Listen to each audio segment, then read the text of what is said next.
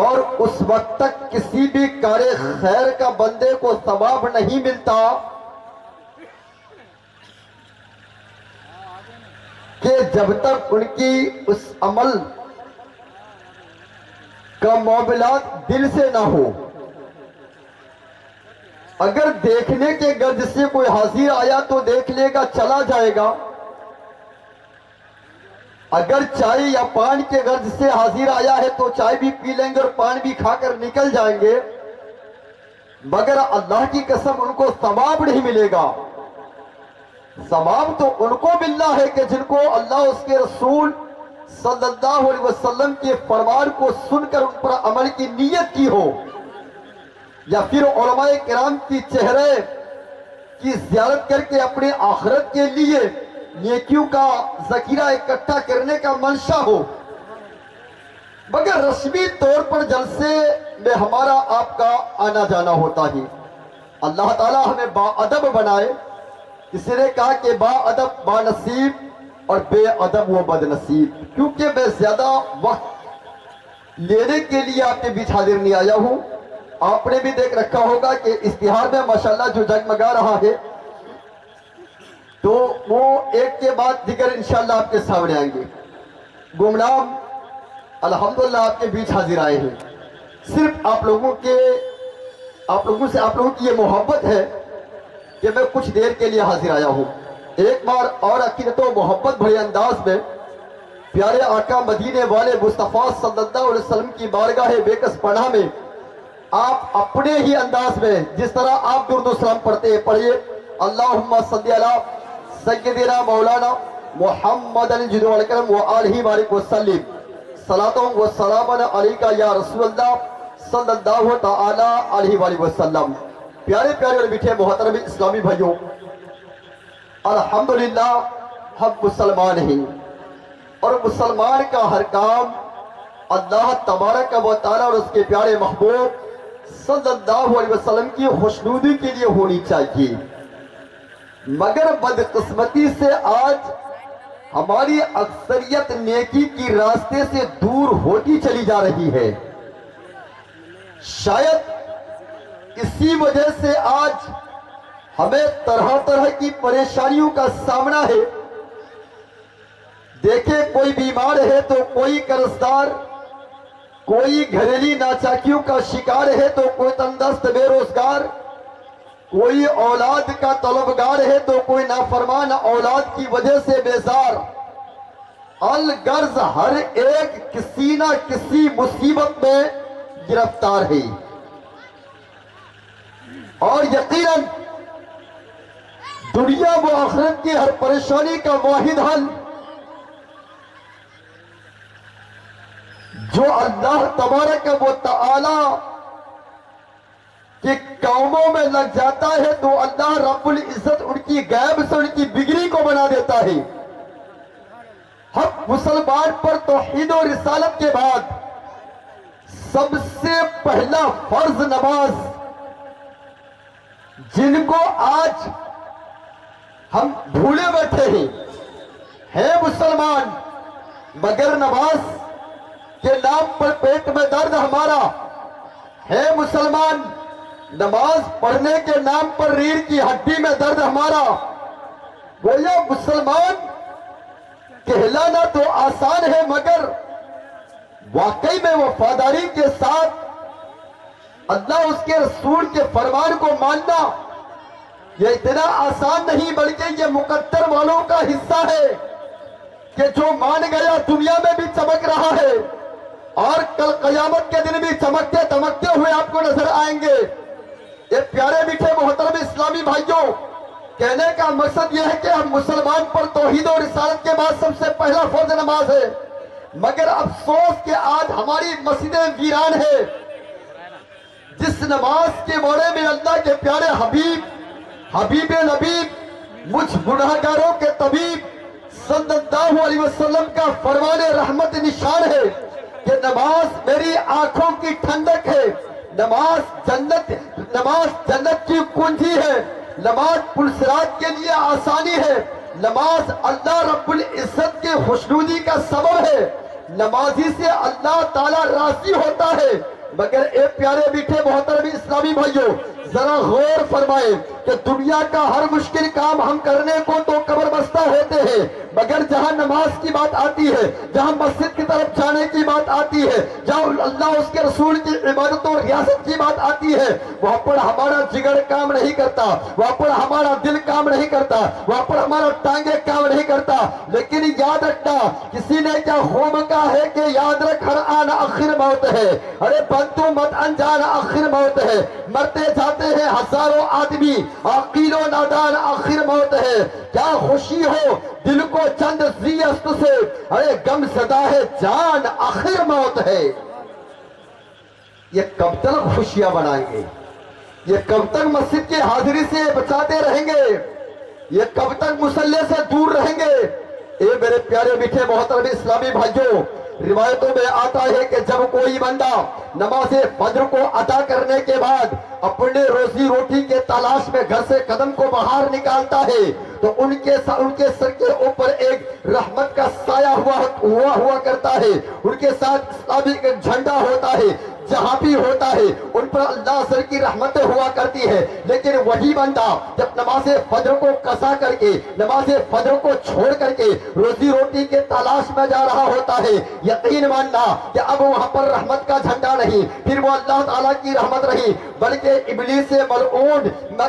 ملعون کی وہ خوشنودی کو حاصل کر رہا ہوتا ہے، ان کو راضی کر رہا ہوتا ہے۔ اے مسلمان ذرا غور تو کریں کہ جو نماز کو ادا کرنے کے لیے، جس نماز کو پڑھنے کے لیے، جس نماز کو پڑھانے کے لیے ہمارے علماء کرام نے رات بھر اپنے نیند کو اڑا کر کے، اپنے دور و دراز سے سفر کو اختیار کر کے صرف آپ کو نمازی بنانے کے لیے، صرف آپ کو متقی بنانے کے لیے، صرف آپ کے دل میں، آپ کے سینوں کے اندر عشق رسول کا شمع کو چلانے کے لیے اپنے انا کو فنا کر چکے، لیکن ہمیں کہ کان کے اندر روئے ٹھوس کر کے ہم سن رہے ہیں۔ رات بھر کا جلسہ سننے کے بعد بھی اگر نماز فجر ہماری جاتی ہے، رات بھر کا جلسہ سننے کے بعد بھی اگر ہم بے نمازی کا بے نمازی ہی رہ جاتے ہیں، اگر رات بھر کا جلسہ سننے کے بعد بھی اگر ہم شراب کا جام گھڑگھڑا رہے ہوتے ہیں، اگر رات بھر کا جلسہ سننے کے بعد بھی ماں باپ کا بے ادبی کرتے ہوئے نظر آ رہے ہوتے ہیں، اگر رات بھر کا جلسہ سننے کے بعد بھی اگر معاشرے کے اندر ظلم و ستم کی بارشیں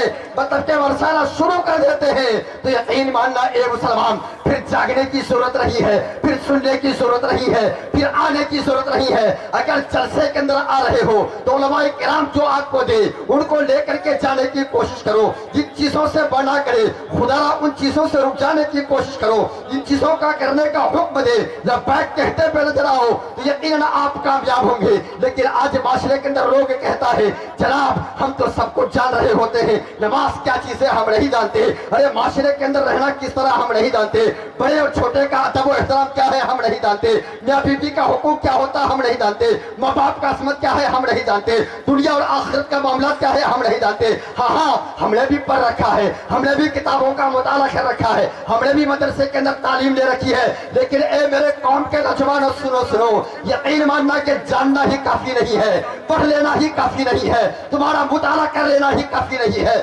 صرف زبان ہلا کر کے باتیں کر لینے سے تمہارا کام نہیں چل جائے گا، بلکہ علم ہو تو علم کے ساتھ عمل کا ہونا لازمی ہے، اور تمہارے اندر اگر عمل پائی جاتی ہو تو عمل کے ساتھ ساتھ تمہارے لیے علم کا سیکھنا بھی ضروری ہے۔ بغیر علم کا عمل بیکار ہے اور بغیر عمل کا علم بیکار ہے، اس لیے جب تک آپ دونوں چیزوں کو لے کر نہیں چلیں گے اس وقت تک آپ کامیابی کے دہلیز پر نہیں آ سکتے، اس وقت تک آپ کامیاب نہیں ہو سکتے۔ اس لیے اے مسلمان جلسہ کرو، خوب کرو، میں کرنے کے لیے منع نہیں کرتا، علماء کرام کو اللہ تعالیٰ سلامت رکھے، اللہ تعالیٰ ان کو دونوں جہان کے لیے خوب مطلب کہ برکت عطا فرمائے، لیکن صرف سن کر کان تک ہی محدود نہ رکھنا، بلکہ علماء کرام کی ایک ایک جملے کو اپنے دل کی تہ تک جانے دو۔ اور آج جو کیچڑیں اچھال رہے ہو، جو آج ان کو گری نگاہ سے دیکھ رہے ہو، آج جو ان کو آج الٹی سیدھی کہتے ہوئے نظر آ رہے ہو، یہ مسلمان ارے جس علماء کے تعلق سے ہمارے پیارے آقا مدینے والے مصطفیٰ सल्लल्लाहु अलैहि वसल्लम ने इरशाद फरमाया कि इन नाइब रसूल का अगर चेहरे को देखो तो तुम्हारी इबादत है, इन नाइब रसूल का अगर करीब बैठो तो तुम्हारा बैठना इबादत है, इनको सलाम करो तो इनको करना इबादत है, इनके साथ चलो तो चलना इबादत है, इनकी महफिल में शिरकत करो तो करना ये तुम्हारे लिए इबादत है। मगर अफसोस कि आज इस कदर जाहिलियत, आज इस कदर गुमराहियत, आज इस कदर मतलब कि बददीनियत हमें घेर रखी है कि आज गुनाहों का सिलसिला बड़ी तेजी के साथ आगे बढ़ता जा रहा है। आज गुनाहों का इस कदर समुद्र उमड़ता हुआ आया है कि आज मुसलमान, ये नौजवान जिनको रुख मस्जिद की तरफ करना चाहिए था, जिस नौजवान को अल्लाह उसके रसूल के लिए, अल्लाह उसके रसूल की रिज़ा के लिए अपने बाजू को आजमाना चाहिए था,